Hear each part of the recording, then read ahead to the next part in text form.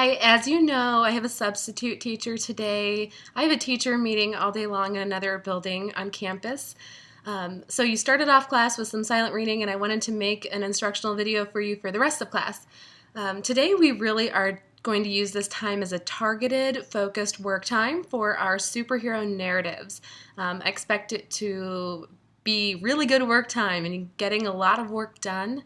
Of course, I expect you to be very well behaved for the sub the entire time, please. I will be back tomorrow.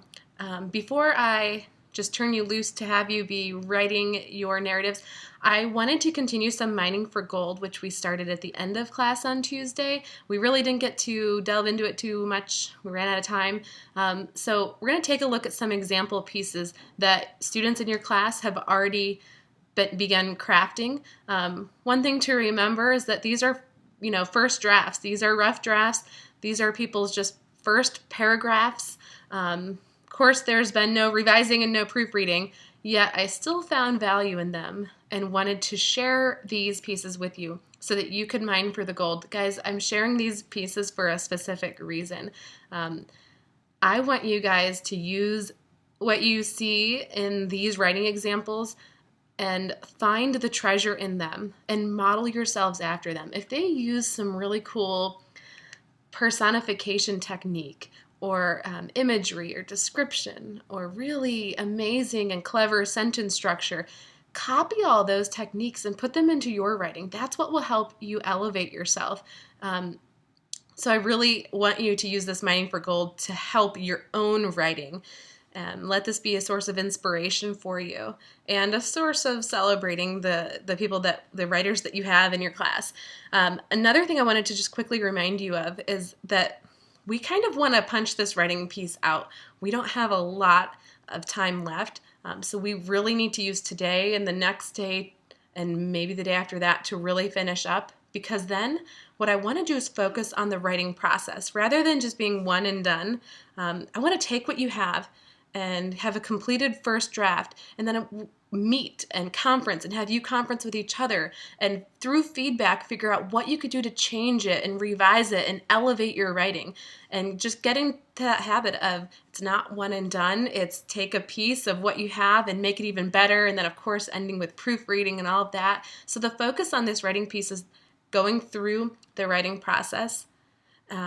And so in order for us to start going through the writing process, you guys need to be really focused and be able to get that first draft written. Have a good day. I will see you tomorrow. If you have any questions, just email me or post them on Schoology. Hope you guys have a good one.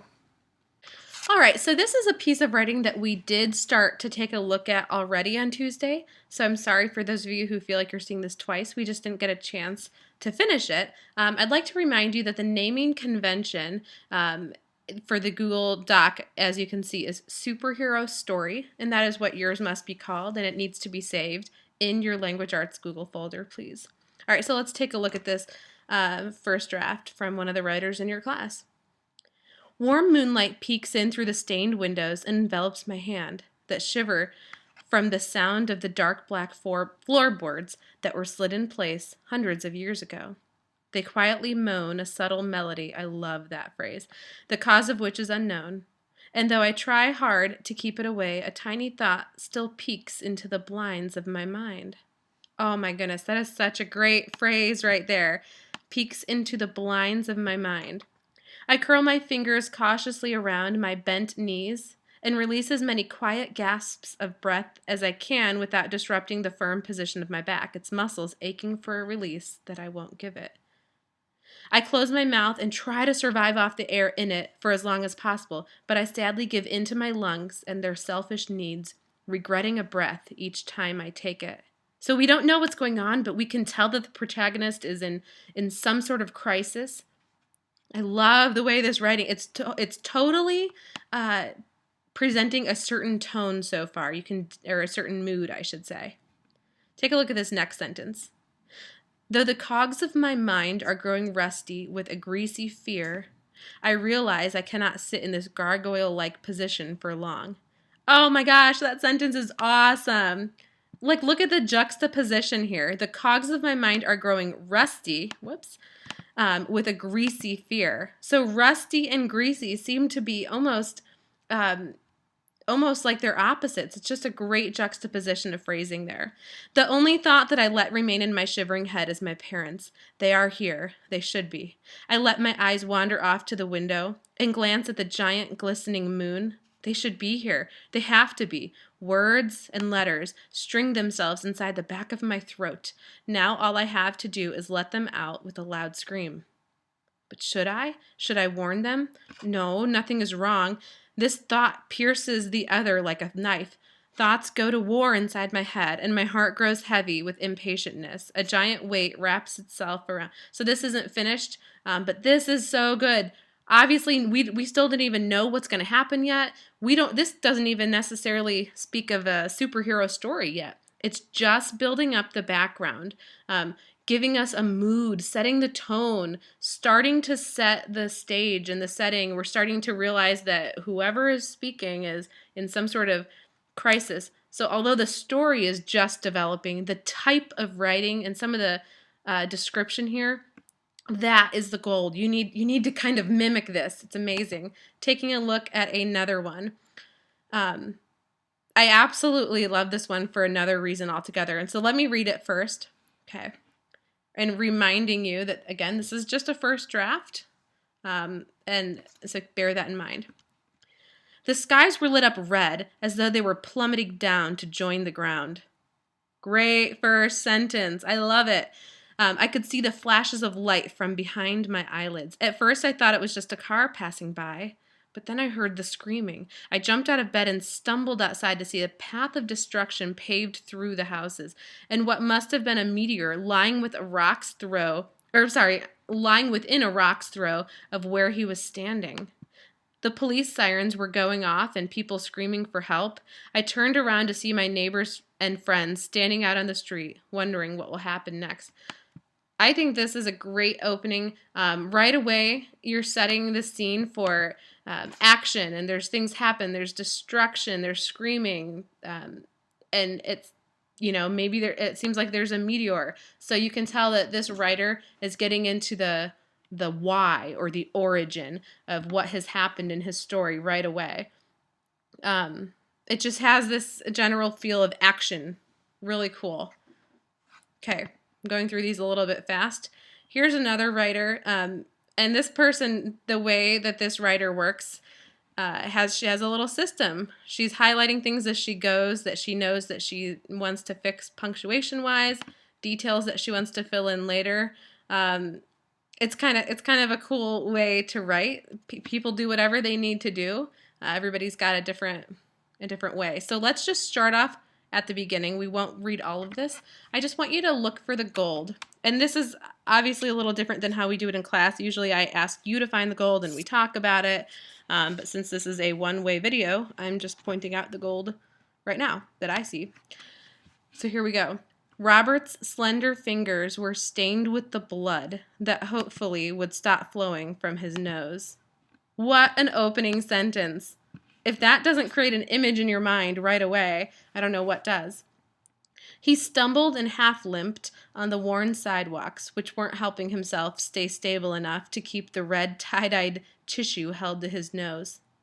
The pungent smell of rotten food mixed with tarnished metal and plastic managed to seep through the 4-time folded over tissue, deceiving the makeshift shield's additional purpose.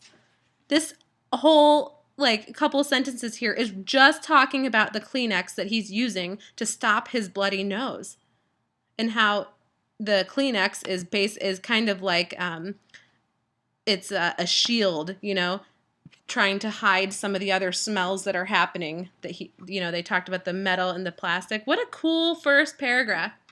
He had become familiar with trash and sewage-like odors. Robert's father had settled for a low-paying, low-income job with the city 3 years ago. Robert had pretended in the conversation that followed his parents' discussion, in which he eavesdropped, that he was hearing it for the first time. And so she goes on, and this is really setting the scene for, how he finds out about things, and it goes on, and it's really good. And I just absolutely love the opening paragraph, and just showing that he's got a bloody nose, and that something is smelling metal and plastic, and it smells so bad, and rotten food, and as you read on, it gets into the fact that this is a superhero that wants to kind of stop pollution. And so this is kind of the motive behind all of that. There's a backstory, and something happened with his mom and dad. And I wanted to read this sentence too. He paused to wipe his forehead, glistening with sparks of sweat. Love that. I love that. That is showing, not telling. That implies something right there. Love it. Okay, let's look at a couple. I have 3 more after this. I'm sorry it's taking so long, but these are really important, and I'm hoping these give you some ideas and some writing techniques that you can copy into your own writing. So here's another one. Sirens wailed, cutting through the eerie silence created by the empty streets and dark alleyways. The streets were riddled with puddles and potholes. A lone police car sped through the vacant street, its sirens waking the residents of the crumbling houses. Radio crackling with the static commotion of officers calling for reinforcements. I'm not sure what that was. Moon Labs, armed, gunning us, requesting all officers in area to come now. Only understanding a few of the garbled words, the old beat-down gray radio spewed, and then it's not finished. I love this for many reasons. One of the first things that I notice is the first sentence. I always talk about the first sentence. Sirens wailed, cutting through the eerie silence.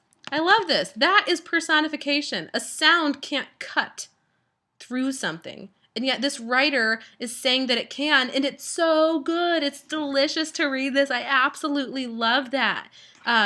Using words like riddled. The streets were riddled with potholes, or puddles and potholes. Instead of just saying the streets had a bunch of potholes. I love that. That's, using different words and enhanced vocabulary like that. Even just the way this was typed with the ellipses in between each of these words, it really shows how only certain words were coming through the speakers. Really awesome start. Okay, take a look at this one. A lot of action in this one. The sound of mortar shells hitting rooftops fills the area with a horrible sense of fear. So right away, we can see that this is written in present tense. Very hard to write in present tense. Very cool. I love that it's like that. But it'll be hard to keep that consistent throughout. So let's see how this goes. There is scattered gunfire, shots being squeezed off almost randomly, as if no one is sure where their enemy lies. The houses in the neighborhood, already horribly unstable from years of erosion on their brick walls, seem to shake to their very supports. Inside of one of these houses, a family is huddled for cover from the conflict dangerously close to them. The youngest child is silently crying into her mother's lap, while the oldest boy is standing next to the door with an improvised weapon. His sole purpose on the planet is to prevent anyone, government soldiers and rebels alike, from getting through the flimsy piece of woodwork. Great word choice there. Everything is quiet, aside from the agonizing yells of the soldiers fighting and the screeches of Russian-made tracers. But then the boy hears something he has been dreading since the start of the war. Shouts from the bottom floor of his building. He stiffens. Could it be rebels coming to... And then obviously this isn't finished yet. You can tell already, this person is really working to create a setting. That's what you want to do in the exposition of a narrative. Talk about the setting and really paint a picture and a mood. We're in crisis in this story. There's danger all around. We are starting to see what I would think is a main character, a boy. And this possibly knowing that this is going to be a superhero tale. Maybe this is the beginning of his motive, why he fights for what he fights for. Maybe it all traces back to this one event that we're seeing happening, and obviously it's not finished yet. I love words like stiffens and flimsy. The idea that there's scattered gunfire. I think that's a great phrase. Shots being squeezed off. This one I'm showing to you because of the phrasing, because of the action, and because of the storytelling elements. Really, really well done so far. Okay, last one. This one I happen to know is about instead of a superhero, it's going to be about a villain. And so already as I read this, I was very pleasantly surprised to see that this one has a lot of, I would say kind of eerie and sinister and kind of like those evil, not evil, but yeah, I guess evil undertones to it. There's a purpose for that. This is a villain story. This is not supposed to be all happy-go-lucky. So here we go. Again, this one is written in present tense instead of past tense. I sit at the table, napkin neatly folded on my lap. Great detail. This type of stuff, the napkin folded on your lap, that kind of stuff, those small details really help to paint a picture. Don't be afraid to give us those really small little details, okay? I look down at my spaghetti and meatballs. It looks like they're covered in blood. My knife makes several incisions into the meatball. I imagine it's human flesh. Okay, can we stop right there? I would say that we definitely have some foreshadowing. This guy, like, it looks like it's covered in blood. I'm putting my knife through the meatball, and it's like human flesh. That kind of stuff, they are really working to make the readers feel a certain undertone to this piece. This writer's doing an excellent job of that. My father yells from the head of the table, "Stop playing with your food." My mother speaks from the other end of the table, which is very rare. "Don't yell at him like that. He's only a kid." My father disregards her. He wipes his scarred face with his red-stained pocket hanky. I wonder what that red stain really is. Ooh, talk about foreshadowing. And talk about, like, some definitely awkward moments at the dinner table. Parents are fighting. The dad's not treating the kid very well. This is all this is part of the story of why the villain, I'm assuming, I don't know because it's not done being written, but why the villain is how he is and how he maybe got to be a bad guy. My father disregards her. I read this already, sorry. He wipes his scarred face with his red-stained pocket hanky. I wonder what that red stain really is. He pulls his chair back, dragging it across the marble black and white tiles, making an awful screeching sound. He walks over to me in a determined pace. Very good writing so far. I'm already like, I want to know what happens next. I can't wait to read this. Talk about a hook.